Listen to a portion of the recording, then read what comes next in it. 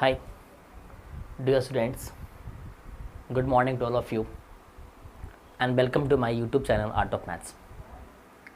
आज हम लोग एसएससी और बैंकिंग का बहुत ही खास टॉपिक, खास करके एसएससी का, है ना, स्पेशली एसएससी का एक बहुत ही ज़बरदस्त टॉपिक है और उसमें अक्सर बहुत सारे सवाल इस टॉपिक से आते हैं। और वो टॉपिक है क्या? Cubes table. क्या है वो? Cubes table. मतलब आप में या आपको ये ध्यान रखना होता है कि उस टेबल में से, है ना, या उस चार्ट में से आपको कोई एक जगह जो है ना वो ब्लैंक होता है और आपको उसे अपनी समझ के हिसाब से फिल करना होता है। तो देखिए ज़रा, हम लोग यहाँ पे देखते हैं कि मेरे पास कुछ इस प्रकार का टेबल दिया हुआ है 5 2 6 15 14, है ना, 3 7 3। तो यहाँ पे क्या भरा जाएगा? यहाँ पे क्या भरा जाएगा? तो ये बात सोचने वाली बात है कि यहाँ पे क्या भरा जाए। हमें सोचना होगा कि यहाँ पे क्या भरा जाए, है ना। तो आपको बहुत प्रकार से देखना होता है ना। आप अलग अलग पॉइंट ऑफ व्यू से उसे देखें, अलग अलग नज़रिए से आप उसे देखें और ये पता करें कि वहाँ पे क्या भरा जाना चाहिए। तो देखिए हमारा नज़रिया क्या कहता है। तो देखिए आप यहाँ पे 5 3 जा 15, 5 3 जा 15, 5 3 जा 5 3 जा 15। मतलब अगर आप इन दो टर्म्स को मल्टीप्लाई करें 5 into 3, 5 into 3 is equal to क्या आ गया? 15, है ना। उसी प्रकार से सिमिलरली 2 इंटू 7, 2 गुना 7 बराबर क्या होगा? 14, है ना, 14। उसी प्रकार से 6 गुने 3 क्या हो जाएगा? 18। कितना हो जाएगा? तो यहाँ पे क्या भरा जाएगा? 18। क्या भरा जाएगा? 18 भरा जाएगा। तो इस तरह के रीजनिंग में, इस तरह के क्यूज टेबल में आपको ध्यान रखना पड़ता है ना, कि किस प्रकार से उसे हल किया जाए, किस प्रकार से उसे हल किया जाए कि हम उस जगह पे क्या भरा जाए इसको प्राप्त कर सकें, है ना। तो हम लोग बहुत सारे क्यूज टेबल को बनाएंगे, है ना, और सीखेंगे। देखो हम लोग अब इस मैथ्स को बनाएंगे, है ना। इस क्यूज टेबल को हम लोग हल करते हैं, जिसमें इस फिगर में दिया हुआ है 18 16 32, 9 18 36, 10 20। अब यहाँ पे क्या करना है आपको? भरना है कि यहाँ पे आंसर क्या होगा, यहाँ पे आंसर क्या होगा। तो देखिए ज़रा यहाँ पे क्या होता है कि हम लोग पहले गौर करेंगे कि किस पैटर्न को फॉलो किया जा रहा है, किस रूल को फॉलो किया जा रहा है। तो हम देखिए ज़रा, 8 दूनी 16, 16 दूनी 32, 8 दूनी 16 और 16 दूनी 32, है ना। 9 दूनी 18, 18 दूनी, है ना, 36, है कि नहीं। 10 दूनी 20, तो 20 दूनी क्या हो जाएगा? 40, है ना। बहुत ही आसान सा सवाल था, है ना। तो जब आपको इस प्रकार का क्यूज टेबल अगर दिया जाए तो आप इस प्रकार से उसे आसानी से हल कर सकते हैं। प्यारे बच्चों जरा ध्यान दें, एक सवाल है ना, एक क्यूज टेबल है जिसमें कहा जा रहा है कि अगर यहाँ पे 5 है, 6 है, 4 है ना, तो यहाँ पे क्या होगा? 12 होगा। यहाँ पे 6 7 5 है तो यहाँ पे क्या होगा? 21 होगा। तो बताएं कि अगर यहाँ पे 4 है, 8 है, 10 है तो यहाँ पे क्या होगा? यहाँ पे क्या होगा? तो आपको ये पता करना है कि अगर यहाँ पे 12 है, 21 है तो यहाँ पे क्या होगा। और आप समझ सकते हैं कि यहाँ पे जो 12 का जो संबंध है वो इन तीनों अंकों से है। यहाँ पर जो 21 का जो संबंध है वो किससे है? वो इन तीनों अंकों से है। उसी प्रकार यहाँ पे जो बीच में जो हम लोग भरने वाले हैं उसका संबंध भी किससे होगा? कहीं ना कहीं इन तीनों से, है ना, होगा। तो देखिए ज़रा कि अगर यहाँ पे 5 6 4 है तो वहाँ पे 12 किस प्रकार से लाया गया है। तो आप देखिए ज़रा, तीनों को आप पहले मल्टीप्लाई करें, तीनों को आपस में गुना कर लें, है ना। 5 6 30, 30 इंटू 4 इज इक्वल टू 120, है ना। और अगर 120 को आप 10 से डिवाइड लगा दें तो कितना आता है? 12।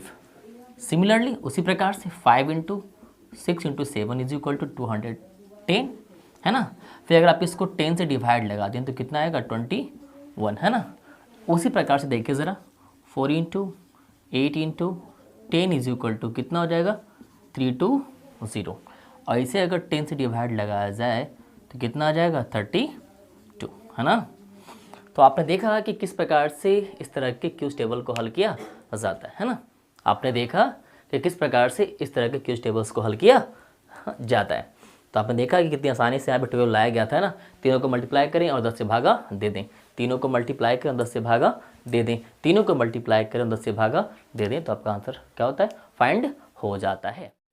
बच्चों देखें, एक क्यूज है ना, क्यूज टेबल है जिसमें एक टेबल बना हुआ है ना, एक चार्ट बना हुआ है जिसमें आपको दिख रहा है 10, 17, 8, 5, 3, 15, 6, 14 है ना।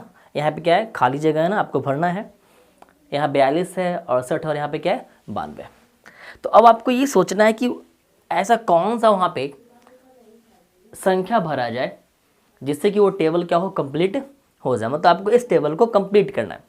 तो इस टेबल को कंप्लीट करने के लिए आप वहाँ कौन सा एक है ना ऐसा नंबर या डिजिट को वहाँ पे फिल करें कि जो उस टेबल को है ना परफेक्ट मीनिंग के साथ क्या करे, वो है ना कंप्लीट कर दे। तो अब समझे जरा कि इसे कैसे कंप्लीट किया जाएगा। हम लोग देखेंगे वो किस प्रकार से चीज़ों को लिखा गया है, किस प्रकार से नंबर्स को वहाँ पे है ना पुट किया गया।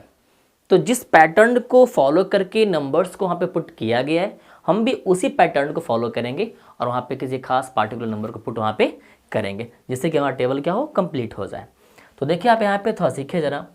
अगर हम लोग गौर करें तो इन तीनों को ऐड करते हैं, है ना। 10 + 5 + 6 इज इक्वल टू क्या है ना 21। और अगर 21 को अपने मन से हम अगर 2 से मल्टीप्लाई कर लें तो क्या हो गया 42। मैच कर रहा है ना। मतलब इन तीनों को जोड़कर 2 से मल्टीप्लाई किया गया है। इन तीनों को जोड़कर अगर 2 से मल्टीप्लाई कर दिया जाए, गुना कर दिया जाए तो कितना आ गया 42। सिमिलरली मतलब उसी प्रकार से अगर 17, 3 और 14 को अगर ऐड कर दिया जाए तो कितना आता है 34। कितना आता है 34। और अगर 34 को 2 से अगेन मल्टीप्लाई कर दिया जाए तो कितना आता है 68। कितना आता है 68 आता है ना। तो उसी प्रकार से यहाँ पे कहता है क्या किया जाए। तो अब 8 + 15 है ना, 8 है ना + 15। अब इसमें यहाँ पे ऐसा क्या रखें कि जोड़ने के बाद उसे अगर 2 से मल्टीप्लाई किया जाए तो कितना आ जाए 92 आ जाए, है ना। तो हम लोग अगर बेसिकली अगर ऐसे देखना चाहें तो ये किसका दोगुना है, ये 46 का दोगुना। किसका दोगुना है 46 का दोगुना है। तो आप ये सोचें कि अगर ये 46 का दोगुना है तो इसका मतलब क्या है कि इन तीनों का जोड़ कितना आएगा 46। कितना आएगा 46। तो देखिए आप यहाँ पे तो 15, 8, 23 है ना। और 23, 23 क्या हो गया 46। कितना हो गया 46। और अगर 40 को 2 से मल्टीप्लाई करें तो कितना आ जाता है 92। मतलब इस जगह पता है क्या भरा जाएगा 23 को भरा जाएगा, है ना। तो आप देख सकते हैं कि अगर 8, 15 और 23 को अगर ऐड कर दिया जाए तो कितना आता है 46 आता है। और 46 को अगर 2 से मल्टीप्लाई कर दिया जाता है तो कितना आता है 92 आता है ना। तो आप इस प्रकार से इस तरह के क्यूज टेबल को सोल्व करेंगे, है ना। प्यारे बच्चों देखिए आज एक क्यूज टेबल है ना जिसमें क्या दिया हुआ है ना। आप देख सकते हैं यहाँ पे कुछ इस प्रकार का फिगर है ना, तीनों सेम प्रकार का फिगर है जिसमें यहाँ पे 10, 4, 18, 14, 8, 22, 5, 11, 50 है ना। यहाँ पे 6, 8, 14, 6, 8, 14, यहाँ पे 6, यहाँ 4 तो कर यहाँ पे क्या होगा, यहाँ पे क्या होगा। तो आप देखिए ज़रा कि आप कैसे इसको समझे, है ना, इसका पैटर्न क्या है, इसको किस प्रकार से इनको सोल्व किया जा सकता है या इनको किस प्रकार सोल्व किया जाएगा। तो वो पैटर्न जिनको फॉलो करके इसे सोल्व किया जाएगा, पहले हम उस पैटर्न को फॉलो करते हैं, फिर उस पैटर्न को पहले पता करते हैं। तो देखिए यहाँ पे कि यहाँ पे 10, यहाँ पे क्या है 4, यहाँ पे कितना आ गया 6। तो एक काम करें आप देखिए यहाँ पे तो 10 - 4 क्या हो जाएगा 6। 18 - 10, 18 - 10 क्या हो जाएगा 8। उसी प्रकार से 18 - 4 क्या हो जाएगा 14, है ना। अब यहाँ देखिए ज़रा 14 - 8 is equal to 6 and 22 - 14 is equal to 8 and 22। -8 is equal to क्या हो जाएगा 14, है ना। आप देख सकते हैं कि ये पैटर्न क्या हो रहा है, फॉलो किया जा रहा है। माने इस प्रकार का पैटर्न, मतलब इन दोनों का डिफरेंस यहाँ लिखा गया है, इन दोनों का डिफरेंस यहाँ लिखा गया है, और इन दोनों का डिफरेंस यहाँ लिखा गया है, इन दोनों का डिफरेंस यहाँ लिखा गया है, इन दोनों का डिफरेंस यहाँ लिखा गया है, और इन दोनों का डिफरेंस यहाँ पे लिखा गया। उसी प्रकार से इन दोनों का डिफरेंस क्या है, यहाँ पे लिखा गया है, और इन दोनों का डिफरेंस यहाँ पे लिखा गया है। तो इन दोनों का डिफरेंस क्या होगा, जिस प्रकार से 11 - 5 बराबर क्या होगा 6, देन 15 - 11 इज इक्वल टू क्या हो जाएगा 4, फाइनली 15 - 5 इज इक्वल टू क्या हो जाएगा 10। मतलब यहाँ पे क्या भरा जाएगा, तो यहाँ पे 10 भरा जाएगा, यहाँ पे क्या होगा 10 भरा जाएगा। तो आप सबसे पहले उसका पैटर्न को फाइंड करें, है ना, और फिर उस पैटर्न को फॉलो करते हुए आप उस आंसर को फाइंड आउट कर सकते हैं। देखिए आप लोग, है ना बच्चों, इसमें एक सवाल दिया हुआ है ना, एक क्यूज है ना, जिसमें आपको अगला जो है ना जगह है जो कि खाली है उसे फिल करना है। तो इसमें दिया हुआ है कि 4 × 5 × 6 is equal to 546, 5 × 3 × 4 is equal to 354, 8 × 2 × 3 is equal to what. तो आप समझ सकते हैं, आपको लग रहा होगा कि ऐसा कौन सा गुना है कि 4, 5, 6 को गुना करें तो कितना आ जाएगा 546 आ जाएगा। ऐसा कौन सा गुना है कि 5, 3, 4 गुना करेंगे तो 354 आ जाएगा। फिर ऐसा कैसे गुना करें 8, 2 और 3 को, कि कुछ है ना सही निष्कर्ष तक हम लोग पहुंच सकें।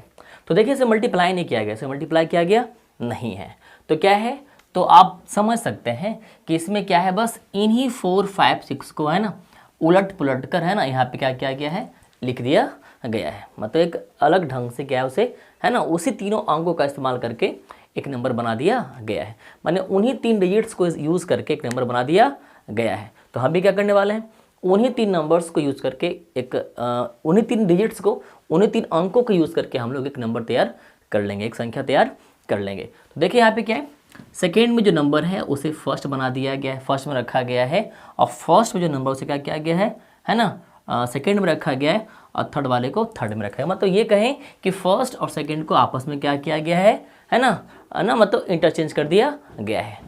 तो आप यहाँ पर देख लें, यहाँ पे क्या करने वाले हैं, जो यहाँ पे 2 जो कि बाद में आ रहा है उसे आप पहले लिख लें, और जो 8 है जो कि पहले आ रहा है उसे आप है ना सेकेंड ऑर्डर में लिखें, और ये तो वैसे के वैसे रहेगा, इसमें नो चेंज है।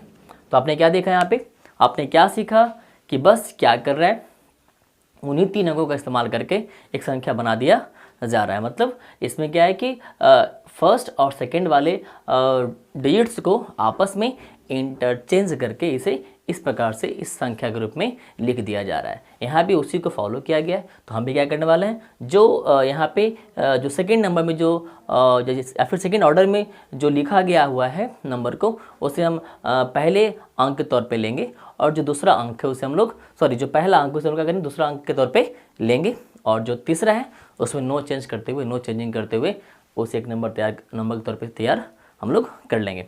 तो अब देखा कि इसे क्या किया गया, बहुत ही आसान था, बस इन दोनों को आपस में इंटरचेंज कर दिया, इन दोनों को इंटरचेंज कर दिया। तो हम भी क्या करने वाले हैं, इन दोनों को आपस में इंटरचेंज करके एक नंबर तैयार कर लेंगे, और जो नंबर आएगा वही हमारा क्या होगा, आंसर होगा, है ना। तो आपने सीखा कितना आसान था। ऐसे हम लोग और भी बनाते हैं। पहले दोस्तों आज देखिए एक आपके सामने टेबल है ना, जिसमें दिया हुआ है कि 3 × 1 × 2 is equal to 64, 2 × 3 × 4 is equal to 468, then 4 × 3 × 1 is equal to what, है ना। मतलब अगर 3 × 1 × 2 बराबर 624 है, 2 × 3 × 4 बराबर 468 है, तो आपको बताना है कि 4 × 3 × 1 बराबर क्या होगा। तो आप समझिए कि कितना ये क्रिटिकल और कितना ईजी है। तो अगर जिनको समझ भी नहीं आ रहा उनके लिए क्या है, क्रिटिकल है, उनके लिए बहुत कठिन है। लेकिन जो समझ चुके हैं इसके पैटर्न को, इसे समझ चुके हैं किस प्रकार से लिखा गया, तो उनके लिए क्या बहुत ही आसान है। तो देखिए जरा कितना आसान है, 3 दूनी 6, 1 दूनी 2 और 2 दूनी 4, है ना। 2 दूनी 4, 3 दूनी 6 और 4 दूनी 8। सिमिलर रूल्स को हम भी फॉलो करने वाले हैं। 4 दूनी 8, 3 दूनी 6 और 1 दूनी 2। तो सो माय आंसर इज 862। तो अगर आप यहाँ पे समझ चुके हैं, है ना, कि अगर 3 1 2 3 गुने 1 गुने 2 बराबर अगर 624 लिखा हुआ था, और अगर 2 गुने 3 गुने 4 बराबर 468 अगर लिखा हुआ था, तो आप समझ सकते हैं यहाँ पे आपने देखा कि हर बार उनके अंकों को 2 से मल्टीप्लाई करके आगे लिख दिया जा रहा है। तो हम भी क्या करने वाले हैं, उनको 2 से मल्टीप्लाई करके, उनको 2 से मल्टीप्लाई करके और उनको 2 से मल्टीप्लाई करके वहाँ पे हम लोग भी लिख देने वाले हैं।